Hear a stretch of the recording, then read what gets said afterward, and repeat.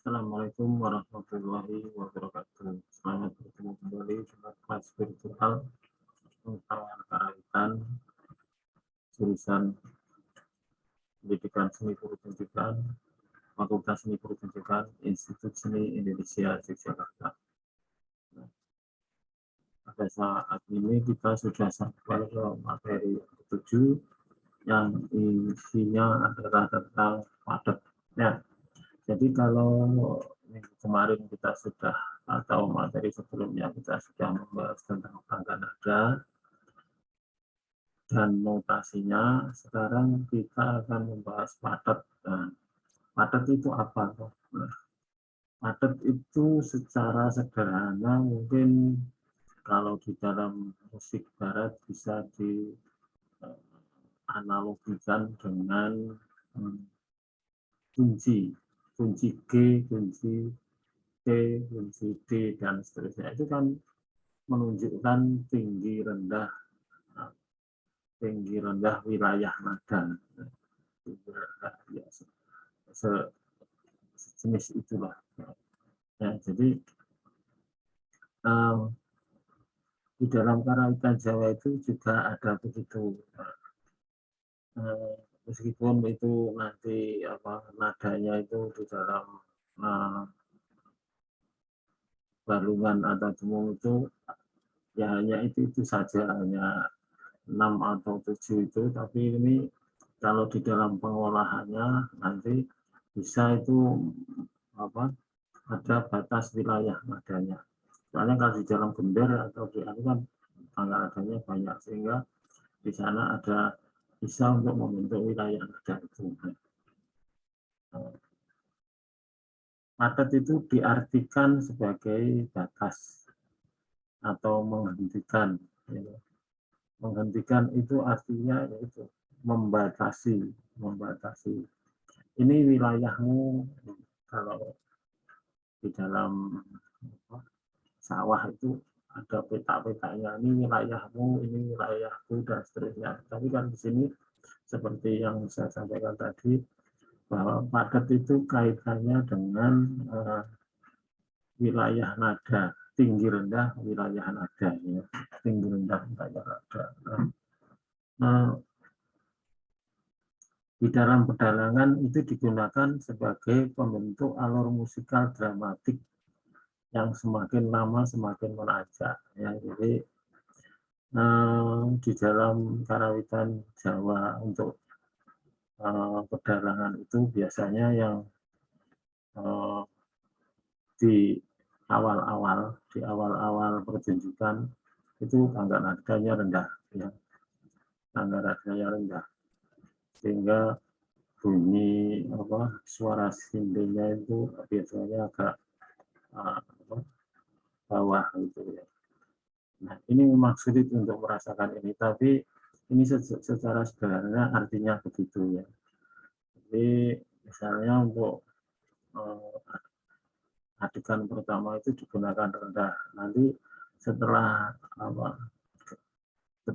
tengah malam, biasanya kalau pedalangan atau wayang itu kan dipertunjukkan pada malam hari ini, bukan malam hari ini. Artinya di dalam satu pertunjukan semalam itu dibagi menjadi 3. Yang pertama itu adalah padat 6, nanti di tengah-tengah itu ketika jam 12-an itu menjadi padat songo. Nah, setelah nanti jam 3 itu menjadi padat menyuro. Nah, itu yang padat 6 itu adalah wilayah nada rendah, padat songo itu wilayah nada tengah, dan menyuro itu wilayah nada tinggi. Nah, itu biasanya juga dikaitkan, kalau dikaitkan dengan tempo pada padat 6 itu lambat biasanya, yang di tengah itu agak cepat, terus kemudian yang menyuro itu cepat sekali. Nah, itu ya, jadi di dalam gamelan, di dalam pedalangan itu digunakan sebagai dramatik itu ya. Nah, perlu Anda ketahui bahwa untuk pedalangan itu biasanya dimulai jam 9, terus kemudian sampai jam 12-an itu untuk wilayah Padet 6. Untuk Padet Songo itu jam 12 sampai jam 3. Kemudian untuk Mayura itu Padet Mayura jam 3 sampai selesai. Nah, terus kemudian Padet 6 itu digunakan untuk adegan awal, artinya pengenalan. Pengenalan inilah kalau ada kerajaan di suatu kerajaan ini biasanya ya ada apa, di situ ada wayangnya, ada ratu, ada patih. Biasanya ini untuk apa, pertemuan di kerajaan itu yang membahas, oh di sini sekarang ada masalah gitu ya. Itu disebut pengenalan ya, adegan awal. Nah, setelah Padet Songo itu mulai pemulihan, mulai ada masalah itu mulai muncul di konflik itu ya. Terus kemudian di Padet Mayura itu adegan klimaks, akhirnya penyelesaian masalah. Nah, kalau di dalam teater kan juga ada begitu kan ya, jadi sama pada prinsipnya itu sama, cuman pengejauhantahan atau realisasinya itu berbeda. Saya jika lihat teater boneka di Jepang itu juga ada begitu, bahwa pertama itu pelan, terus kemudian ada menanjak sedikit, kemudian kompleks gitu ya. Nah, itulah yang disebut dengan padat ya. Padat itu yang pertama adalah batas ya. Batas itu artinya adalah batas wilayah tinggi rendah nada. Ya. Disebut juga di dalam bisa menghentikan. Nah, di dalam pedalangan itu digunakan sebagai media untuk membentuk musik dramatik, musik dramatik semakin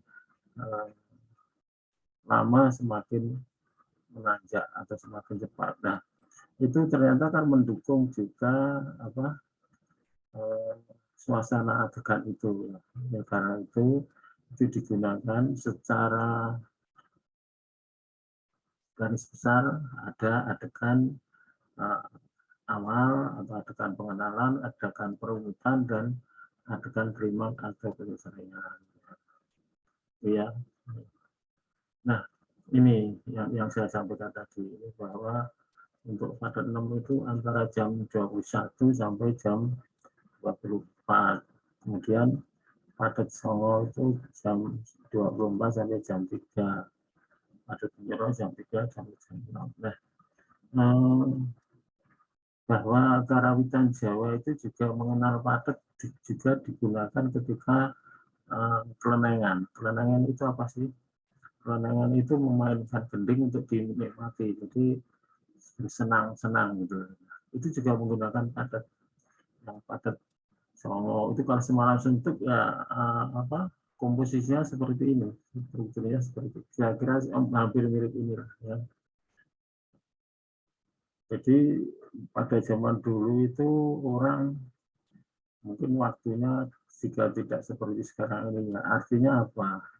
Orang dulu kan waktunya longgar, sehingga kalau main gamelan itu sampai semalam suntuk itu nggak apa-apa. Tapi sekarang kan kalau main gamelan semalam suntuk, besoknya nggak bisa kerja, gitu ya. Sudah berbeda. Ya. Jadi itu adalah konsep adat di dalam karawitan yang digunakan untuk pedalangan juga. Nah, di dalam gending padet itu adalah organisasi nada dalam karawitan Jawa. Ya, organisasi nada itu karena padet itu adalah membentuk wilayah nada, tinggi rendah wilayah nada itu. Maka di dalam sebuah organisasi nada, Jiro, Lumo, Nem, Ji itu tadi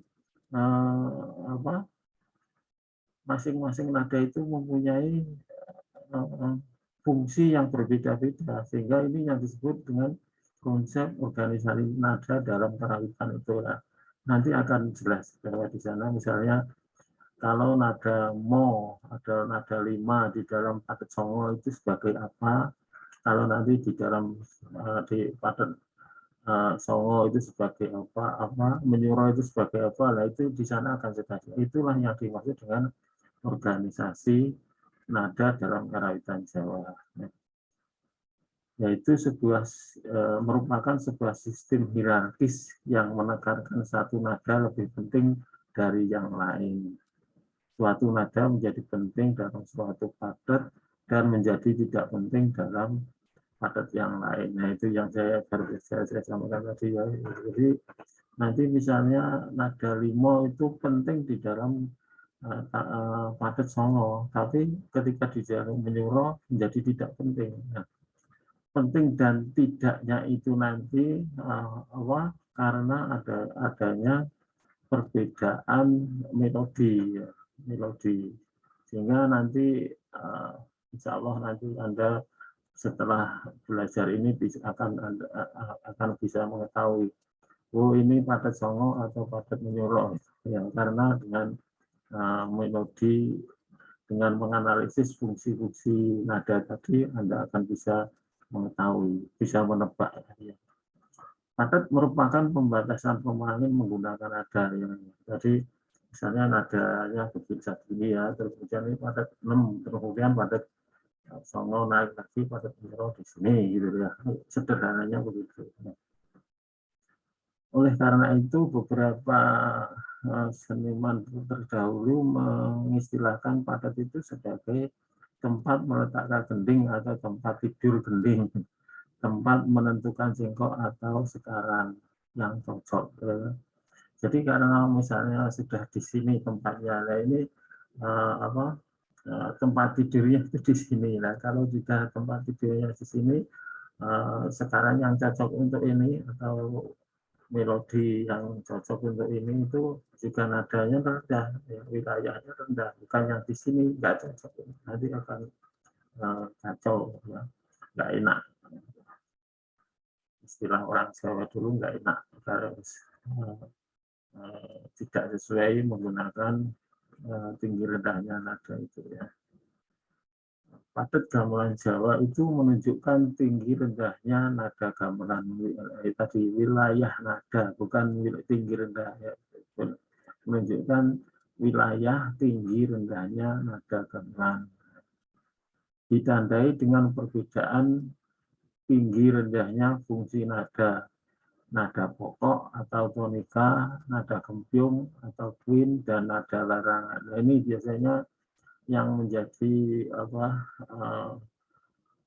alat untuk mengetahui organisasi nada tadi adalah itu nada pokok. Kalau di musik disebut tonika, nada kempiung atau twin, nada larangan atau disonan. Nah, itu artinya bahwa lagu-lagu itu juga ditentukan oleh itu, ditentukan oleh nada pokok, nada twin atau disonan itu. Ya. Nada pokok adalah nada yang paling banyak digunakan untuk seleh atau frase, paling berat misalnya gong. Ya. Nada kempiung atau untuk twin tadi adalah yang untuk frase agak berat. Frase itu apa toh? Frase itu adalah sekat-sekat atau kayak namanya, kalau di dalam kalimat itu bisa diibaratkan bisa berhenti gitu loh ya. Saya membeli beras di pasar. Nah, itu sudah berhenti. Saya membeli itu belum berhenti. Saya membeli kalau beras di pasar, nah, setelah itu berhenti ya. Juga biasanya banyak orang yang mengasosiasikan, menganalogikan antara frase di dalam kalimat itu di dalam kalimat lagu untuk mempermudah pemahaman orang. Jadi kalau misalnya di dalam gamelan Jawa ada ro, ji, ro, lu, nah itu belum selesai seperti saya pergi, nah, ro, ji, ro, nem, ke pasar beli beras, nah itu kayak gitu ya. Itu adalah apa, yang dimaksud dengan frase. Nah, nada pokok itu misalnya ro, ji, ro, lu, ro, ji, ro, nem. Nah, nem ini adalah yang nada penting ini, nada penting di dalam melodi tadi atau frase berat itu ya. Bagi Anda yang belum mengenal musik, tolong ini mulai di ya, mengenal sedikit-sedikit biar istilah-istilah itu nanti kalau Anda nanti sudah jadi guru mengajar bisa memahami lebih detail. Karena apa? Karena jurusan kita ini adalah jurusan pendidikan seni pertunjukan yang di dalamnya ada drama, tari, dan musik. Nah, kalau nanti di suatu sekolah di sana meskipun misalnya mayor Anda itu adalah tari, kalau diberi musik juga harus mau dan harus bisa. Karena itu mulai sekarang lah kita belajar. Nah ini untuk karena pendidikan seni pertunjukan ini berada di ICJ Jakarta, maka di sini diberikan pengetahuan karawitan sebagai dasar untuk mengenal musik-musik di musik-musik daerah di Indonesia. Ya. Jadi basicnya adalah basic pengetahuan karawitan yang digunakan untuk dasar nanti mengenal musik-musik Indonesia nasional di Indonesia. Karena apa? Karena musik, tari, dan drama di Indonesia itu nanti di dalam seni budaya digunakan sebagai media pembangunan pengembangan karakter anak. Ya, karena itu Anda harus juga mendalami tentang musik-musik daerah itu. Ya. Oke, lanjut ya. Ya, oke. Dalam penulisannya nada pokok laras sendu ditulis paling depan. Gitu ya. Jadi contohnya laras itu padat 6. Ini adalah ya, laras itu padat 6. Nah, di sini nada ru-nya adalah nada yang paling depan. Ya, nada loro sebagai nada pokok. Terus kemudian lompat satu menjadi nada dominan atau agak penting. Yang lompat satu lagi menjadi nada larangan. Jadi nada ini, nada ru ini penting, nada ini larangan itu kalau ini muncul itu menjadi enggak enak. Larangan. Larangan itu kalau istilah lain jangan dipakailah pada adat itu.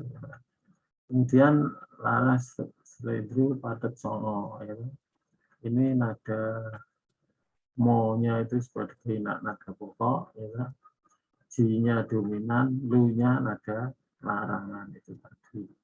Seledru padat songo 6.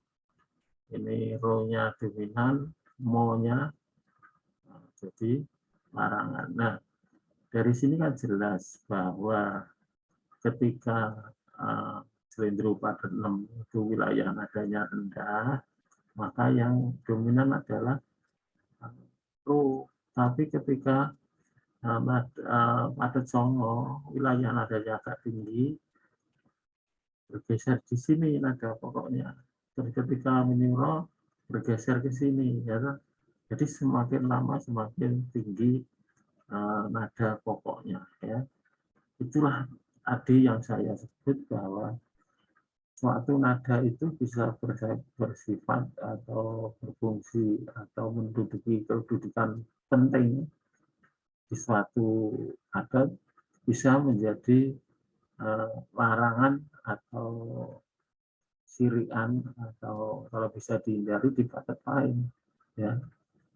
Itulah yang disebut dengan organisasi nada dalam sebuah gending itu tadi itu. Nah, dalam laras tirok juga demikian, maka ini laras pilok padat 5 penulisannya Jiro Patmonem Jiro Pat gitu ya. Nada Ji menjadi dominan atau nada pokok, nada pat dominan, nada 6 larangan dan seterusnya. Saya pikir sama ya. Oke. Nanti tolong diperdalam sendiri dengan menganalogikan itu ya. Sehingga nanti apabila dari ketentuan ini Anda mestinya sudah bisa menganalisis ya. Ada suatu gending itu, wah ini yang pokok yang mana. Nah, pokok dan tidaknya itu nanti bagaimana cara menganalisisnya. Nah, ini ya. Akhirnya kalau dibuat tabel kan begini, ada pokok. Nah, ini di sini pokok, di sini dominan, ini siri. Sirian dan di sini jarang digunakan begini. Nah, sehingga ini apa? Kalau orang Jawa, seniman itu biasanya begini menulisnya. Nemo luro sinemo begini ya. Jadi urutannya begini. Untuk menentukan singkiran nada itu cara nabuhnya begitu itu. Ini biasanya sangat cocok untuk digunakan sebagai nada gerimingan di dalam bender atau apa itu ya. Iya, jelas ya.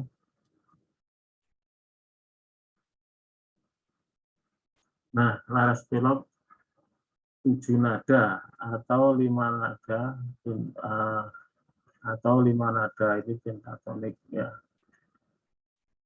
Pentatonik itu atau 5 nada itu ya seperti tadi yang sudah saya sampaikan ya, bahwa di dalam nada pilok padat ini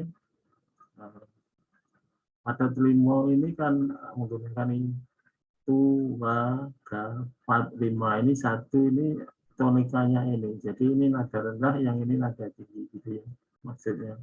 Sehingga kalau ada seseorang nanti misalnya bertanya, Mas atau Mbak itu di dalam nada pilok itu kan ada 7, kenapa kok disebut dengan pentatonik atau 5 nada? Nah ini Anda bisa menjawab gini ya. Menjawab bahwa di dalam gending itu tidak semuanya dipakai ya, kecuali nanti gending yang baru itu. Ini nada laras pilok padat 6, bukan nemo ya. 6. Ini 1, 2, 3, 4. Terus kemudian ini laras pilok padat barang itu ya. Terus kemudian ini dalam prakteknya padat lain sebagainya. Jadi karena kalau menggunakan tangga nada yang murni ini biasanya seniman-seniman itu jenuh atau gimana ya, kemudian disisipi dengan nada-nada yang lain tapi sebagai pinjaman, artinya itu hanya dipinjam sebentar aja nanti dikembalikan lagi gitu ya, analoginya. Nah, gending-gending kreasi baru ada yang menggunakan 7 nada secara bersamaan. Ini suara suling itu sudah menggunakan 7 nada. Suara suling kumandang suara nih. Bunga tuli kepena ini. Nah itu sudah menggunakan 7 nada ini. Jadi tidak maksudnya gending-gending atau sabdo yang gambang suling itu sudah tidak menerapkan nada-nada dalam padat itu secara murni. Nah itu karena apa? Ya itu tadi, bahwa kalau gendingnya begini terus itu akhirnya orang menjadi jenuh gitu ya. Apalagi kalau seniman itu kan setiap hari yang dikerjakan itu ya, sehingga dia mencari kreasi supaya gending saya ini berbeda atau gending saya ini mempunyai rasa baru. Maka dia meminjam nada-nada padat yang lain. Gitu ya. Padat laras belok. Khusus untuk laras barang, padat sama dengan tangga nada. Jadi genting-genting yang dimainkan dalam laras barang itu sama larasnya dengan laras padat barang juga. Untuk laras yang lain, misalnya padat limo itu sama dengan laras silindri padat 6. Ya. Kemudian untuk belok padat 6 sama dengan laras silindri padat 9. Padat barang itu menghasilkan laras silindri padat menyuruh. Nah ini tadi kalau di dalam wayang misalnya ya, itu yang ini kalau menggunakan laras silindri itu padatnya 6, kalau menggunakan gending laras belok menggunakan padat 5. Artinya ini sejajar dengan kalau kamu suasananya jam 9 sampai jam 12, gunakanlah gending padat 5 atau silindri padat 6. Kemudian juga jam 12 sampai jam 3 itu gunakanlah laras belok padat 6 atau laras silindri padat 9. Bila padat menyerang menggunakan ini. Itu ya maksudnya ya. Jelas ya. Allah jelas. Nah ini ya. Ini kita sudah mencoba menganalisis, menerapkan analisis untuk sebagai media menebak atau mengetahui gending itu laras apa. Spirot untuk nada G ini berat, frase berat, nada limo ageng didahului dengan nada 4. Nah, laras belok padat 6 itu nada ro penting, terus kemudian menggunakan nada sebagai nada ageng. Nah, terus ada belok itu nada itu nada 6 sebagai nada pentingnya ya. Ya. Nah, marilah sekarang kita menganalisis sebuah gending. Yang ini jadi letak untuk mengetahui bahwa gending itu berada pada frase berat atau frase sedang atau frase ringan itu di sini ya. Jadi ini kenong dan gong. Yang paling berat itu adalah di sini. Ya. Terus yang kenong ini adalah frase sedang. Kalau larangan, kalau biasanya yang digunakan untuk menganalisis itu hanya 2 itu, yang paling sederhana. Jadi ada sih cara menganalisis yang lain, akan tetapi untuk Anda cukup itu aja. Jadi dengan mengetahui ini nada kenongnya adalah mo dan si, terus kemudian nada beratnya adalah 6 dan seterusnya. Ini ada lu, lah di sini ada pinjaman yang tadi ya. Ini, ya. Ini juga pinjaman karena laras padat 5 tadi kan tidak ada nada ini, maka ini dipinjam tadi ya. Sehingga apabila ini kita teorikan, maka di dalam laras ini sebenarnya yang adalah nada 6 ini ya. Nada G secara berat ya, nada G secara berat ya. Tapi di sini karena ini gendingnya menggunakan ini nada 7 ini, maka nanti itu tidak berlaku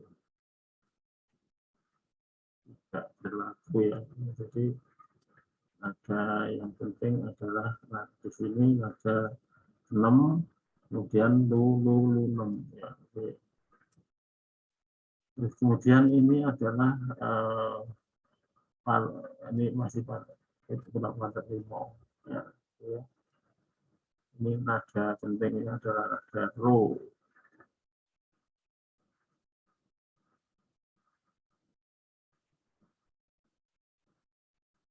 Nah ini, nah biasanya kalau untuk padat belok padat barang itu kalau menggunakan nada pi ini adalah nada yang paling paling banyak digunakan.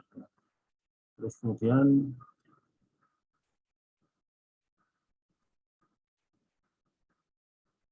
ada ro ini berat ya nah, untuk laras kulon ini biasanya ini ya untuk yang begini ini biasanya menggunakan gending-gending padat manyural yang digunakan sebagai media dipilokkan gitu sehingga ini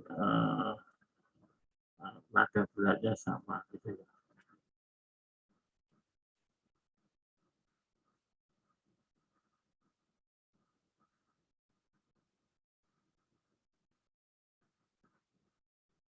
Ya, ini nanti silakan mencoba untuk menebak-nebak ya.